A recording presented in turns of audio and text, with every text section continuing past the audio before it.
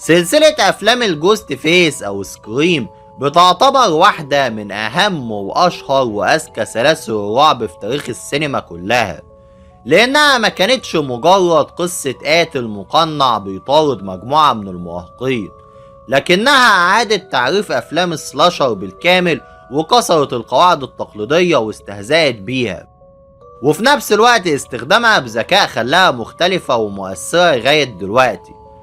فالفكرة نفسها كانت مستوحاة بشكل غير مباشر من جرائم حقيقية ارتكبها القاتل المتسلسل داني رولينج، واللي اتعرف بعديها باسم جانيسفيل ريبر. وانا كنت عملت عنه فيديو بالكامل قبل كده وشرحت قصته، واللي هيظهر قدامكم في علامة الاي دلوقتي. فلو كنتم مهتمين بالقصة الحقيقية فانصحكم ان انتوا تشوفوه قبل ما تكملوا الفيديو بتاعنا. ودلوقتي احنا هندخل جوه عالم سكريم السينمائي، وهنمشي مع السلسلة جزء جزء ونلخص اهم المشاهد والاحداث الاساسية بشكل واضح ومركز من غير ما نحكي كل لقطة بالتفصيل، علشان تاخدوا الصورة كاملة بسرعة وبمتعة. بس يا ريت لو سمحتم قبل ما نبدأ تدوسوا لايك وتعملوا اشتراك للقناة وتفعلوا زر الجرس عشان يوصل لكم كل جديد. والجزء الأول من السلسلة واللي تم إصداره سنة 1996 بيبدأ في بلدة صغيرة كان اسمها وودزبور في ولاية كاليفورنيا، لما الفتاة المسكينة اللي كان اسمها كيسي واللي كانت في ال17 من عمرها بتكون لوحدها في البيت وبتستقبل مكالمة غريبة من مجهول، واللي بيبدأ يتكلم معاها عن أفلام الرعب وبيسألها ايه فيلم الرعب المفضل عندك، لحد ما الكلام بيتحول فجأة لتهديد مباشر، وبيقول لها ان صاحبها ستيف كان مربوط في الكرسي وبيطلب منها ان هي تجاوبه صح على الاسئلة بتاعته علشان تنقذ حياته. لكنها لما بتجاوب غلط القاتل بيقتل ستيف الاول، وبعدين بيهاجم كيسي نفسها وبيطعنها لحد ما تموت، وبعدين بيسيب جسمها متعلق في شجرة لما اهلها بيرجعوا البيت. والمشهد ده بيهز البلدة كلها وبيدي احساس ان في قاتل وحشي طليق في المنطقة.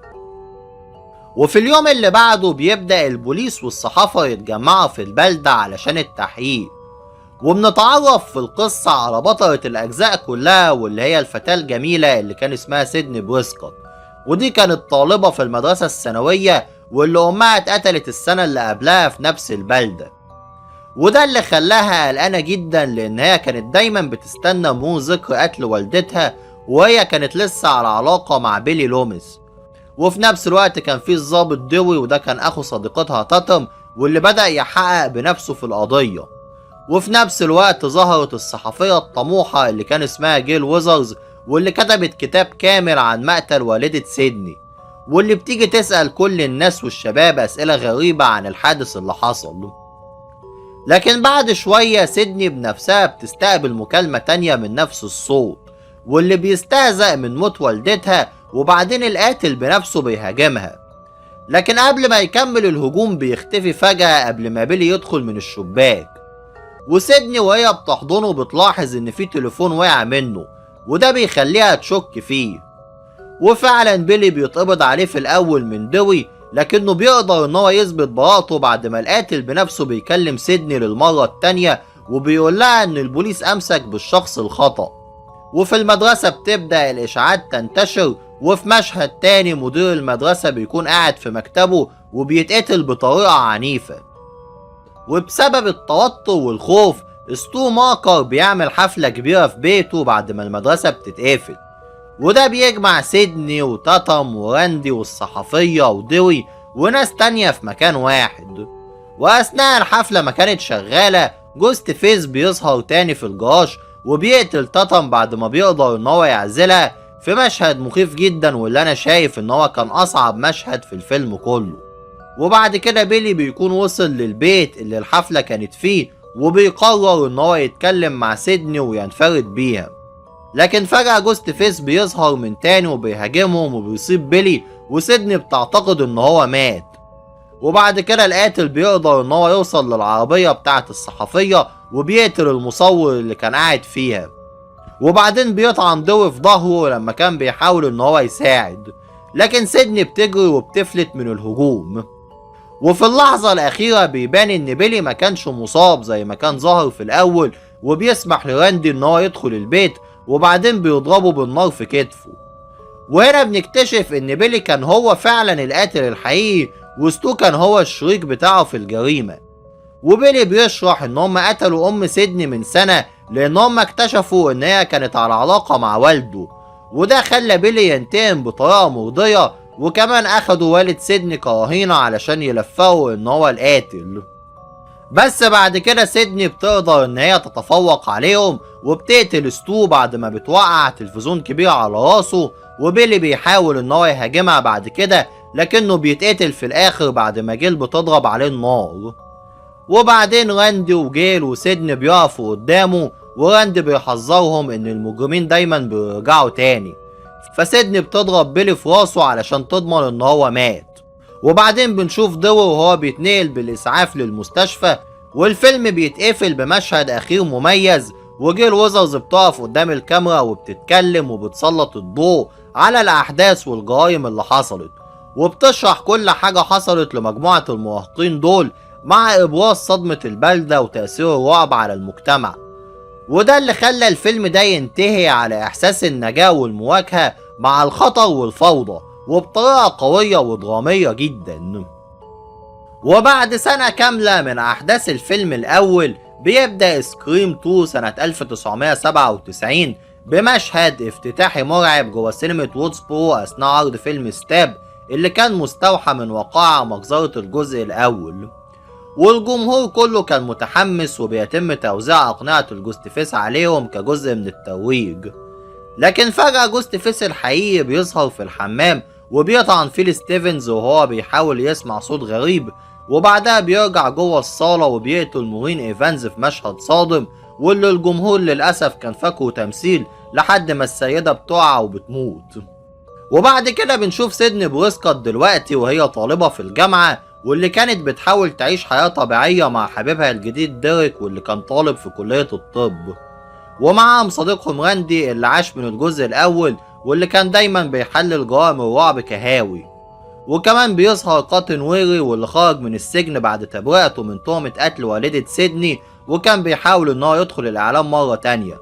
وبرضه جيل ويزرز كانت موجودة واللي جات لتغطية الأحداث اللي كانت بتحصل في الكلية.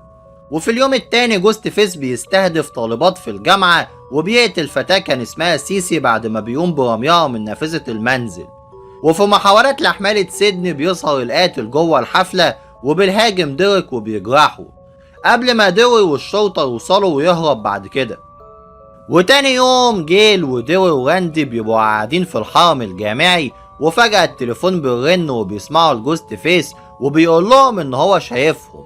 وبعدين راندي بيحاول ان هو يتواصل معاه في محاولة ان هو يشتت انتباهه علشان يساعد الصحفية والضابط ان هم يوصلوا له، لكن فجأة جوست فيس بينقض عليه وبيسحبه جوه شاحنة البث الاعلامي وبيطعنه لغاية ما يموته. وده بيكون واحد من اسوأ لحظات الفيلم لانه بيحصل فجأة قدام الكاميرات وسط النهار، ده غير ان احنا اصلا ما توقعناش ابدا ان راندي اللي نجا من الجزء الاول هيموت بالسهولة دي في الجزء التاني. وبعد غروب الشمس بيحصل هجوم تاني لما اتنين من الضباط حاولوا ان هما ينقلوا سيدني وصاحبتها لمكان امان، لكن جوست فيس بيهاجمهم وبيقتلهم هما الاتنين، وبعدين بيقود سيارة وبيتسبب في حادثة لكنه بيفوق بعد كده وبيقتل صاحبة سيدني. وسيدني نفسها بتهرب وبترجع للجامعة وبتلاقي ديريك حبيبها وهو مربوط جوه مسرح قديم كان مستخدم كدعامة في حفلة قديمة. وجوست فيس بيظهر قدامهم وبيكشف عن نفسه وبيطلع الشاب اللي كان اسمه ميكي واللي بيضرب النار على ديريك وبيموته، وبيشرح ان خطته انه كان يقتل سيدني ويسمح لنفسه انه يتقبض عليه علشان يشتغل في المحاكمة وفي نفس الوقت يلمي اللوم على الافلام المرعبة. وبعدين بيكشف عن شريكته اللي كان اسمها ديبي سولت واللي بتبقى في الحقيقة نانسي لوميس والدة بيري لوميس من الجزء الاول، واللي كانت بتسعى من الاول انها تقتل سيدني. وفي القتال النهائي نانسي بتخون ميكي وبتضرب عليه النار لانها ما كانتش عايزة المحاكمة اللي هو مخطط ليها، وميكي بيضرب النار على جيل وبيجرحها. ووقت ما سيدني كانت بتحارب نانسي كوتون وير بيظهر وهو ماسك المسدس بتاع ميكي، ونانسي بتحاول انها تقنعه ان هو يقتل سيدني وبتوعده ان هي هتساعده قصاد ده، لكن في الاخر قطن قتل نانسي وده بيظهر ان هو مازال في جانبه احساس بالعدالة بعد كل اللي حصل له. وفجأة ميكي بيقوم تاني وبيحاولوا الهجوم، لكن سيدني وجيل بيضربوا عليه رصاصات متعددة لحد ما بيموت نهائيا. وسيدني بتتأكد من مقتل نانسي بإطلاق طلقة أخيرة في راسها. وبعدين بنشوف دوي اللي اتصاب وهو بيركب الإسعاف للمرة التانية مع جيل برضه، وسيدني بتطلب من الصحافة إنها توجه كل الأسئلة لكاتن بدل ما يجي التركيز عليها، وده كان مكافأة على مساعدته ليها، وبتبعد الأضواء عنها بعد ليلة دموية طويلة. وبعد أحداث الجزء الثاني بفترة طويلة شوية بيبدأ سكريم 3 سنة 2000 بمشهد صادم، واللي بنشوف فيه كاتن ويري في شقته في لوس أنجلوس بعد ما كان اتلقى مكالمة من جوست فيس في عربيته، واللي ادعاله فيها ان هو خطف حبيبته كريستين، وحاول ان هو يضغط عليه علشان يكتشف مكان سيدني بريسكوت، لكن كاتن رفض ان هو يساعده. وجوست فيس بيهاجمه وبيقتل كريستين وبعدين بيقتل كاتن نفسه. وبكده الفيلم بيعلن ان القاتل ده رجع بقوة. وبعد كده بنتنقل لهوليوود لما كان بيتم تصوير فيلم ستاب 3، الجزء الجديد من السلسلة اللي مبنية على جرايم ودسبور. والممثلين اللي بيلعبوا ادوار سيدني واصحابها بيبدأوا يتقتلوا واحد ورا التاني بنفس ترتيب شخصياتهم في السيناريو. وسيدني في الوقت ده بتبقى عايشة في عزلة تامة تحت اسم مستعار، وبتشتغل في خط مساعدة للنساء المعنفات، لكنها بترجع للمواجهة لما بتعرف ان القاتل طلع بيستخدم نسخ صوتية متقلدة لأصوات الناس علشان يخدع الضحايا بتوعه. وفي موقع التصوير جوست فيس بيقتل الممثلة اللي كان اسمها سارة بعد مطاردة جوه الاستوديو، وبعدين بيقتل توم برينز بانفجار في المنزل بعد ما بيسيب له رسالة مميتة، وده بيخلق حالة ذعر بين طاقم العمل. والصحفية جيل ويزرز ودوي بيجتمعوا تاني للتحقيق، وبيكتشفوا ان القاتل كان سايب صورة قديمة لوالدة سيدني مورين بريسكوت في مواقع الجرايم، وكان مكتوب في ظهرها ان هو اللي قتلها، كان نوع من الربط بين الماضي والحاضر. والاحداث بتتصاعد خلال حفلة في قصر كان مملوك للسيد جون ميلتون، واللي القاتل قتل فيه كل الشخصيات اللي كانت المفروض تظهر في فيلم ستاب 3. وهناك سيدني بتكتشف اسرار صادمة عن ماضي والدتها في هوليوود، وان هي كانت مرتبطة بدية مظلمة من الاستغلال قبل انتقالها لوودسبورغ. وفي المواجهة النهائية الجوست فيس بيكشف عن نفسه وبيطلع رومان بريدجر، وده كان مخرج فيلم ستاب 3، واللي فاجئ سيدني بالحقيقة الأكبر، وإن هو كان أخوها من جهة الأم، وإن هو برضه اللي حرض زمان بيلي لوميس في الجزء الأول بعد ما كشف له خيانة والده، وبالتالي هو اللي كان المحرك الأساسي لكل الأحداث من البداية. ورومان شرح إنه كان عايز العيلة اللي اتحرم منها، وإن كل اللي حصل ده كان انتقام من رفض والدته ليه. لكن بعد ما رومان قام بذبح ميلتون بيحصل قتال طويل بينه وما بين سيدني، وكان معاهم دوي وجيل. ورومان تم اطلاق النار عليه اكتر من مرة، لكنه فضل يقاوم لحد ما دوي قام باطلاق النار عليه في راسه علشان يتأكد من موته، وده اللي انهى سلسلة الانتقام الاخيرة. والفيلم بيختتم بمصالحة بين الشخصيات، ودوي وجيل بيتقربوا اكتر، وسيدني بتقرر ان هي تسيب الباب مفتوح في المشهد الاخير في اشارة انها اخيرا اختارت انها تواجه مخاوفها بدل ما تهرب منها. وبعدين نروح لسكريم 4 اللي تم اصداره سنة 2011، يعني بعد 15 سنة من الجزء الاول، واللي قصته بتبدأ بعودة سيدني بريسكوت لمدينتها وودسبور للترويج لكتابها، بالتزامن مع ظهور قاتل جديد بيرتدي قناع الجوست فيس برضه، واللي بيبدأ موجة قتل جديدة بتستهدف مجموعة من طلاب الثانوية، ومن بينهم بنت خالتها جيل روبرتس واصدقائها. والظابط دوي واللي كان بيعتبر وقتها ظابط المدينة كلها بيحاول ان هو يكتشف القاتل، في حين ان زوجته الصحفية جيل كانت بتحقق بطريقتها الخاصة. وبداية من الجزء ده القاتل كان بدأ يتبع قواعد افلام الريميك في اشارة ساخرة لثقافة اعادة انتاج افلام الرعب. والاحداث بتتصاعد مع عدة جرائم صادمة لغاية ما بنوصل للمواجهة الاخيرة في منزل كيربي، وبنكتشف ان القاتل الحقيقي كان هو نفسه الفتاة اللي اسمها جيل روبرتس، بالاضافة لصديقها تشارلي المهووس بالقتل، واللي دافعها الاساسي كان هو الغيرة من شهرة سيدني، فهي كانت عايزة ان هي تبقى الضحية الناجية الوحيدة والجديدة وتاخد الشهرة في عصر السوشيال ميديا، حتى لو اضطرت ان هي تقتل الجميع وتلفق التهمة لناس تانية. لكن المفاجأة ان جيل بعد ما قامت بقتل تريفر حبيبها قامت بقتل تشارلي نفسه علشان تلفق له التهمة، وبتطعن سيدني وبعدين بتأذي نفسها علشان تبدو هي كمان ضحية. والشرطة بعد كده بتوصل وبيتم نقل سيدني وجيل للمستشفى، لكن جيل هناك بتكتشف ان سيدني كانت لسه عايشة، فبتحاول ان هي تنهي الامر بنفسها. لكن في نفس الوقت دو وجيل بيكتشفوا انها فضحت نفسها بتفصيلة محدش كان يعرفها غيرهم، فحاولوا ان هم يوصلوا بسرعة لانقاذ سيدني، لكن جيل هاجمتهم. لكن في اللحظة الأخيرة سيدني استخدمت جهاز الديفيبريليتور علشان تصعق جيل بالصدمات الكهربائية، وبعدين أطلقت النار عليها في صدرها أو في قلبها علشان تنهيها نهائيا. وبره المستشفى وسائل الإعلام أعلنت خطأ إن جيل كانت بطلة في نظرهم في سخرية أخيرة من هوس الشهرة اللي كان الدافع الحقيقي المرضي للجرائم دي. وبعدين نروح لسكريم 5 اللي تم إصداره سنة 2022. فبعد 25 سنة من جرائم وودسبور الأصلية، ترى كاربنتر بتتعرض لهجوم وحشي من جوست فيس وبتتنقل للمستشفى. واختها الكبيرة سام بتعود للمدينة برفقة حبيبها ريتشي، وبنكتشف حقيقة ان سام كانت هي الابنة البيولوجية لبيلي لوميس، وده اللي ربط الجرائم الجديدة بالماضي. وبتبدأ موجة قتل جديدة بتستهدف أصدقاء تارا كلهم، والقاتل بيورينا إن هو بيحاول إعادة إحياء الرعب القديم بطريقة عصرية شوية. وسام بتطلب المساعدة من دوي واللي بيستدعي سيدني بريسكوت وجيل ويزارد، ومندي بتستنتج إن القاتل بيصنع ريكول أو جزء جديد بيمزج بين الجيل القديم والجديد. والأحداث بتتصاعد بمقتل عدة شخصيات مهمة، واللي أبرزهم كان دوي نفسه، واللي اتقتل أثناء محاولته للقضاء على القاتل في المستشفى، وده اللي خلى سيدني ترجع لودسبور لمواجهة الخطر من جديد. والمواجهة النهائية بتوصل لمنزل ستو ماركر القديم اللي اتكلمنا عنه في الجزء الأول، واللي فيه حفلة كبيرة اتقامت فيه لكنها اتقلبت لكمين دموي. وبنكتشف الحقيقة وهي إن الجوست فيس المرة دي كان فتاة اسمها أمبر، بالإضافة لريتشي واللي هو حبيب سام، واللي كانوا مهووسين بسلسلة أفلام ستاب، وقرروا إن هم ينفذوا الجرائم الحقيقية لإجبار هوليوود على إنتاج فيلم جديد أفضل من كده، مع خطة لتوريط سام وجعلها القتلة في نظر الجميع.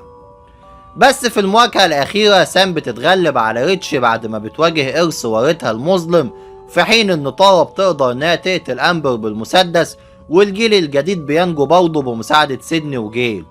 وجيل بتقرر عدم استغلال المأساة عالميا تكريما لحبيبها دوي، والقصة بتنتهي بفتح صفحة جديدة بعد إغلاق دايرة الماضي الدموي. وبعد سنة كاملة من جرائم وودسبور تم إصدار سكريم 6 سنة 2023، واللي تم افتتاحه بمشهد خداع أستاذة الجامعة لولا كيرن عن طريق الإنترنت، وبعدين تم قتلها على إيد طالبها جيسون كارفي وهو لابس قناع الجوست فيس. وجيسون كان بيخطط مع صديقه ان هو يقتل الاختين سام وتارا لاكمال الفيلم اللي ريتش وامبر كانوا عايزين يصنعوه. لكن المفاجأة ان جيسون نفسه بعد كده تلقى اتصال من جوست فيس تاني، واللي قتله بعد ما قتل صديقه بالفعل.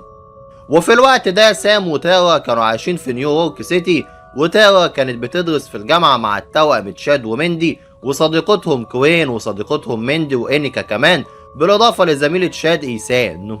وسام ساعتها كانت بتروح للعلاج النفسي لأنها بقت مكروهة على الإنترنت بسبب نظرية المؤامرة اللي ادعت إن هي العقل المدبر لكل الجرائم. وبعد كده المحقق وين بيلي استدعى سام للتحقيق بعد العثور على هويتها في مكان جريمة جيسون، وأثناء الطريق جوست فيس بيهاجم تارا في المتجر وبيقتل عدد أشخاص وبيسيب قناع تم استخدامه زمان في جرائم قديمة. وفي مركز الشرطة بيقابلوا العميلة اللي كان اسمها كيربي واللي ظهرت في الجزء الرابع اللي احنا لسه متكلمين عنه من شوية، بالإضافة طبعا للصحفية جيل ويزرز. وجيل قالت لهم إن سيدني بريسكوت مختبئة حاليا لحماية أسرتها. وبعد كده الجوست فيس بيقتل طبيب سام وبيسرق ملفها الطبي وبيسيب قناع تاني من جرائم سابقة. ومندي بتشرح إن القاتل بيتبع قواعد أفلام السلاسل السينمائية، فهو ممكن يموت أي شخص طالما السلسلة دي مستمرة. وفي نفس الوقت ده صديق سام واللي كان اسمه داني بيشوف من شقته الجوست فيس وهو بيطعن كوين، واللي كان من الواضح فعلا إن هي ماتت، وبعدين بيهاجم المجموعة كلها، وبالفعل بيقتل إنيكا بطريقة مرعبة أثناء محاولتهم للهروب عن طريق السلم بين المباني. وبعد كده جيل بتاخدهم لمسرح مهجور واللي اكتشفته أثناء التحقيق، واللي اتحول بعد كده لمتحف لجرائم الجوست فيس كلها، واللي كان بيحتوي على أدلة وأشياء من المجازر السابقة. وبعد كده الجوست فيس بيتصل بجيل في شقتها وبيبدأ إن هو يسخر منها بسبب موت دوي، وبعدين بيقتل صديقها وبيهاجمها، لكن سام وتارا بيوصلوا في الوقت المناسب وبينقذوها. وبعد كده الكل بيقرر ان هو ينصب فخ للقاتل في المسرح، لكن اثناء ركوب القطر مندي وايسان بينفصلوا عن المجموعة وجوست فيس بيطعن مندي جواه. وفي المسرح سام بتشوف هلوسة لوالدها القاتل بيلي لوميس، وفجأة بيظهر شخصين بقناع الجوست فيس وبيطعنوا تشاد. وبعدين بيوصل المحقق وين والعميلة كيربي، لكن وين بيفاجئنا كلنا وبيقوم بإطلاق النار على كيربي، وبنكتشف ان هو العقل المدبر. وبيتضح ان شركائه هم ابنه ايسان وبنته كوين اللي زيفت موتها، وكان هدفهم هو الانتقام لان سام قتلت اخوهم الاكبر ريتشي، وهم برضه اللي نشروا الشائعات ضدها على الانترنت. لكن في المعركة الأخيرة تيرا بتقدر تطعن إيسام في فمه، وسام بتضرب النار على كوين في راسها. وبعد كده سام بترتدي قناع الجوست فيس الخاص بوالدها وبتتصل بوين وبتستفزه، وبعدين بتطعنه لغاية ما يموت. وبعد كده إيسام بيعود فجأة، لكن كيربي بتقتله بإسقاط التلفزيون عليه، وده طبعا كان إشارة لموت القاتل القديم ستو ماركر. وفي الآخر سام وتارا بيفضلوا عايشين، وسام بتقرر إن هي تدي لأختها حرية أكبر في حياتها، وبتتخلص من قناع الجوست فيس وبتقرر إن هي تسيب الماضي وراها. وبكده نكون حللنا أحداث السلسلة دي بالكامل، بداية من الجزء الأول لغاية الجزء السادس، وشوفنا ازاي قصة القناع المرعب او الجوست فيس فضلت مستمرة، وكل مرة بيظهر قاتل جديد بدوافع مختلفة. لكن القصة لسه ما انتهتش، لاننا ان شاء الله في حلقة قريبة هنحلل احداث الجزء الجديد واللي هو سكريم 7، وهنتكلم عن دوافع القاتل في المرة دي. وبكده نكون وصلنا لنهاية الحلقة بتاعتنا النهاردة، واتمنى انها تكون عجبتكم، وياريت تكتبولي في الكومنتات عن الشخصيات او القصص الحقيقية اللي انتوا حابين ان انتوا تسمعوا عنها في الفيديوهات اللي بعد كده. واستنوني المرة الجاية في حلقة جديدة من قناة مهووس معلومات، واشوفكم على خير ان شاء الله.